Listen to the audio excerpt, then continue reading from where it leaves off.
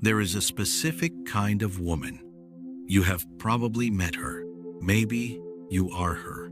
She is not the loudest in the room. She does not demand attention or perform for an audience. But when she walks in, something shifts.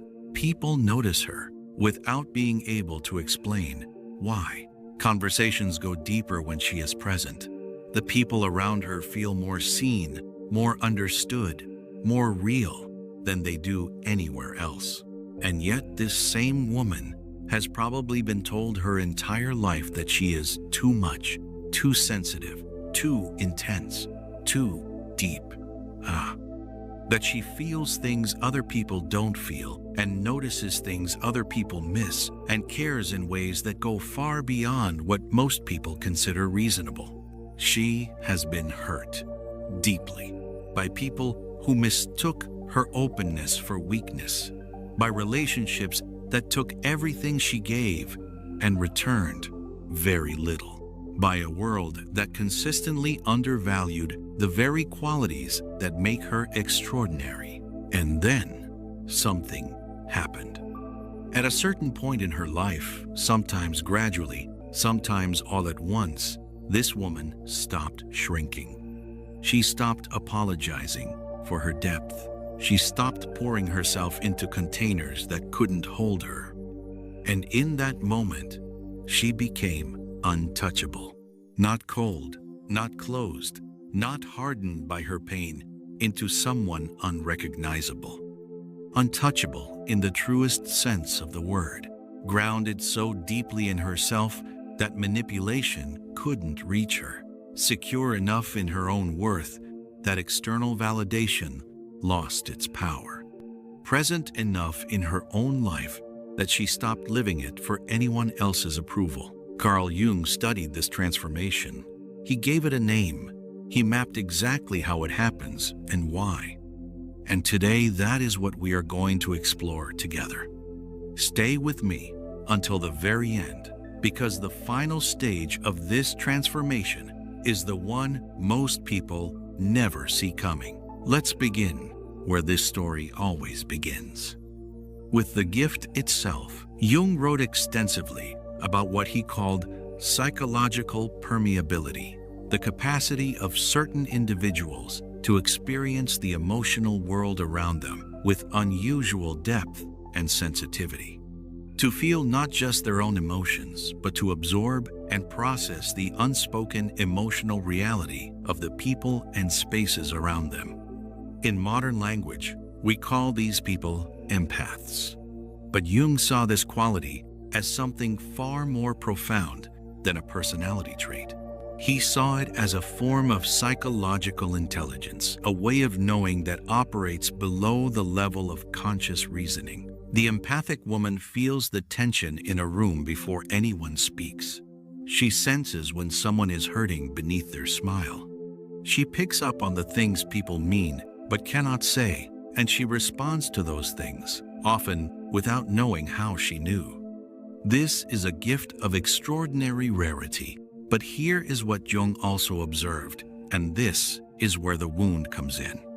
In a world that prioritizes logic over feeling, productivity over depth, and performance over authenticity, this gift is often treated as a problem. She was told to toughen up, to not take things so personally, to stop overthinking, to be less, to want less, to feel less. And so she learned early to distrust the very quality that makes her most herself. Here is the practice for this first part. Place your hand on your heart right now, literally, if you can, and ask yourself honestly, when did I first learn that feeling deeply was something to be ashamed of? Who taught me that my sensitivity was too much?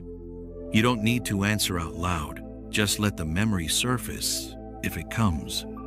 Because the first step toward becoming untouchable is understanding where you first learned to be touchable in the most damaging sense of that word, where you first learned that your deepest quality needed to be hidden. Now, let's talk honestly about something most empathic women already know but rarely say directly. You have been hurt, repeatedly, and often painfully, confusingly, by the same type of person. Jung would not call this bad luck. He would call it an unconscious pattern, and he would trace it directly to the shadow. Here is what he observed. The empathic woman, in her unawakened state, carries a specific wound, a deep belief, usually formed early in life, that love must be earned through giving, that she is most valued when she is most needed, that her worth is tied to her usefulness to others.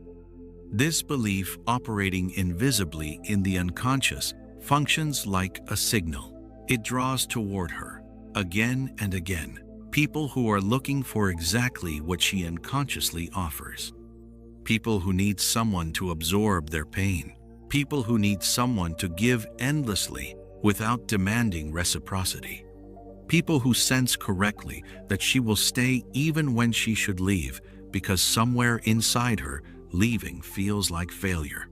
Jung called this projection and counter-projection the unconscious matching of wounds across two people.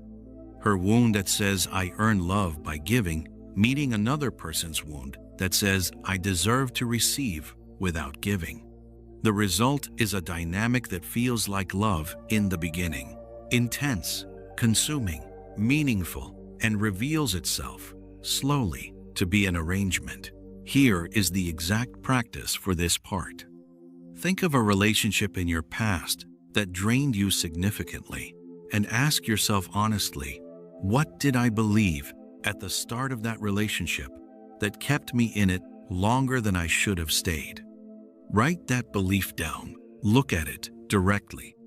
Because the moment you can see the unconscious belief that kept you in a harmful pattern is the moment that pattern loses the power to repeat itself without your awareness. Every empathic woman who becomes truly untouchable goes through a breaking point. Not a breakdown, a breaking point. There is a profound difference.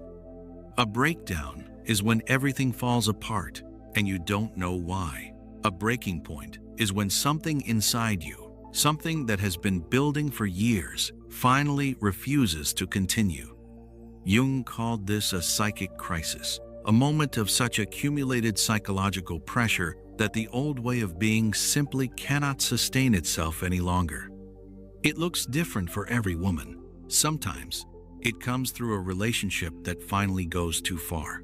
Sometimes it comes through a long, quiet period of exhaustion that reaches a point of absolute stillness. Sometimes it comes as anger, real, clean anger, at how long she has been pouring herself into people and situations that were never going to fill her back up. But it always comes. For every empathic woman who eventually becomes untouchable, there is a moment where something breaks.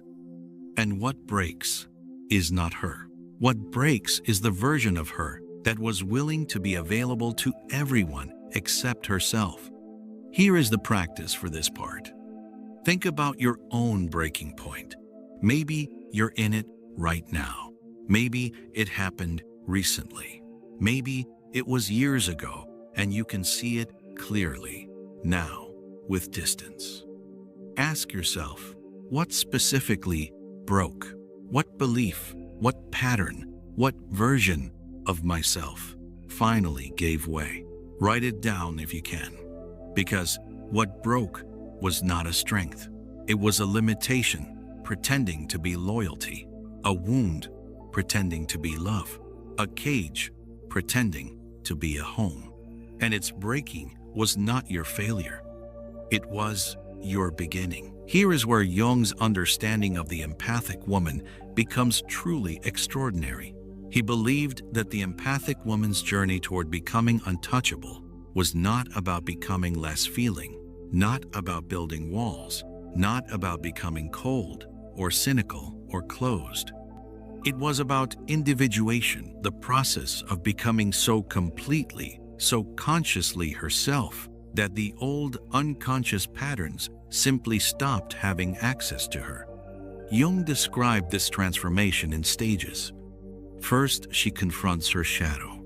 She looks honestly at the parts of herself she has been avoiding, the anger she suppressed, the needs she denied, the self-betrayals she rationalized.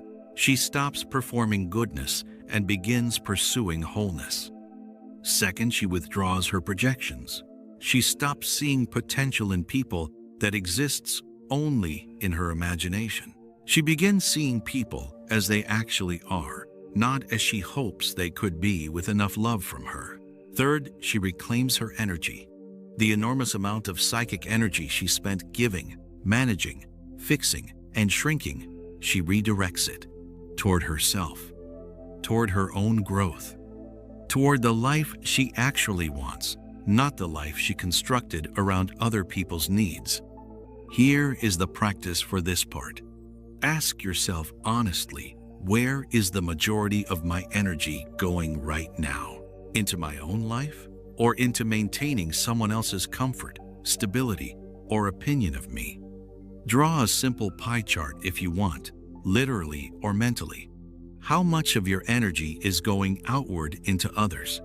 How much is coming back to you? That ratio is your starting point, not a judgment, just information.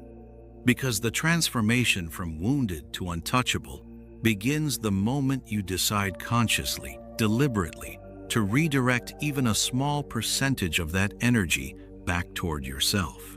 I want to be very precise about what becoming untouchable actually looks like, because it is often misunderstood. It does not mean she stops feeling. The empathic woman who has gone through this transformation often feels more deeply than before, not less. But now she feels from a place of choice rather than compulsion, from a place of groundedness rather than susceptibility. It does not mean she stops caring. She cares profoundly, but her caring is no longer driven by the fear that if she stops, she will lose love. It comes from genuine generosity, the kind that is only possible when you are giving from abundance rather than depletion. It does not mean she never gets hurt. She does. But the hurt no longer destroys her sense of who she is. It informs her. It becomes data rather than devastation. What untouchable actually means in Jung's framework is this.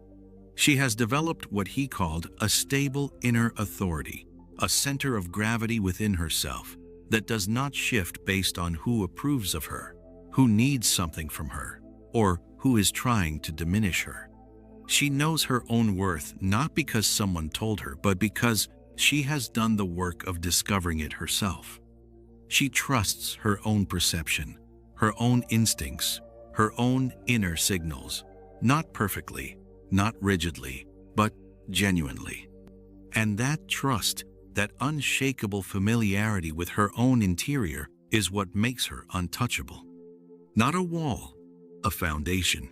Before you go, I want to ask you something. Where are you in this journey right now? Are you in the beginning, still learning that your sensitivity is a gift, not a problem?